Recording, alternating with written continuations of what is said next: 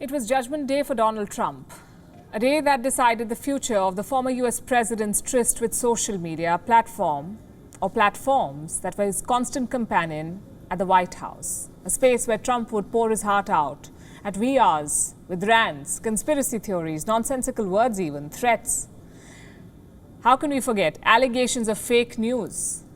Social media was Donald Trump's confidant. And he was booted out of it right before being forced to leave the White House. And guess what? Donald Trump may never be able to return to social media, at least not on Facebook and Instagram. Facebook's oversight board has upheld the platform's decision to ban Donald Trump. We'll tell you the details in a bit, but let me first ask you something. How many of you remember why Trump was banned in the first place? Facebook decided to ban then President Donald Trump on the 7th of January. This was a day after the Capitol Hill riots. Other platforms like YouTube and Twitter ruled on the same lines. It's been 4 months since. Donald Trump remains silenced on social media.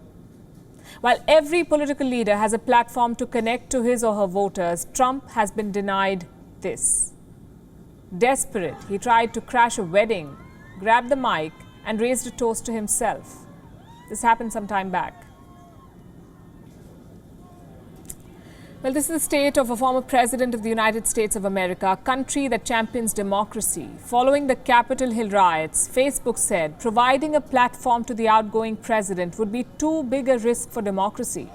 The tech giant said it was being forced to take the unprecedented step of blocking the president. Was the move in line with the popular mood of America? Yes, it was. Did it seem like the politically correct thing to do? Yes, it did. Was the decision favorable for business? Yes, it was. It was around the same time that brands were disassociating themselves from Trump. Facebook would earn goodwill by banning Donald Trump. The platform would also get to absolve itself of all responsibility for the attempted coup. Facebook jumped at the opportunity and banned Donald Trump. And now it does not even want to take responsibility for its own decision. Let me quote from what Facebook's very own oversight board said. In applying a vague, standardless penalty and then referring this case to the board to resolve, Facebook seeks to avoid its responsibilities. Facebook's oversight board is a court-like entity. There are 20 experts, including a former prime minister, a Nobel laureate, and a former editor-in-chief of a world-renowned paper. This board has questioned shrugging of responsibility for the ban. But it has failed to raise tough questions on the very ban. What about questions on Facebook's content moderation or the cancel culture?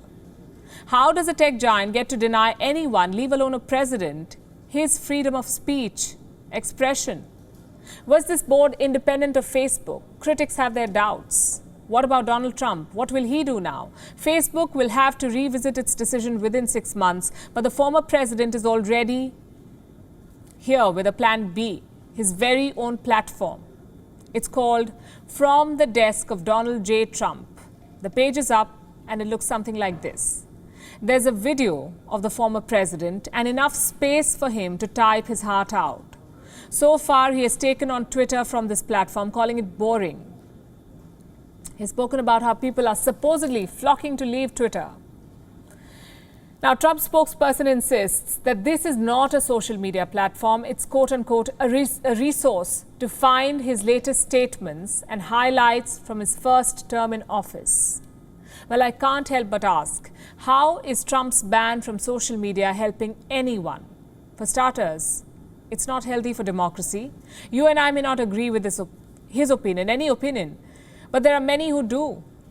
Donald Trump got more votes in 2020 than he did in 2016. Democracy is not simply a rule of the majority. I said this back in November, I'll say it again now. Donald Trump may be gone, but Trumpism is here to stay. You cannot deny Trump the right to connect with his supporters. You cannot deny voters their right to decide. What's more, silencing a voice does not change the way it sounds.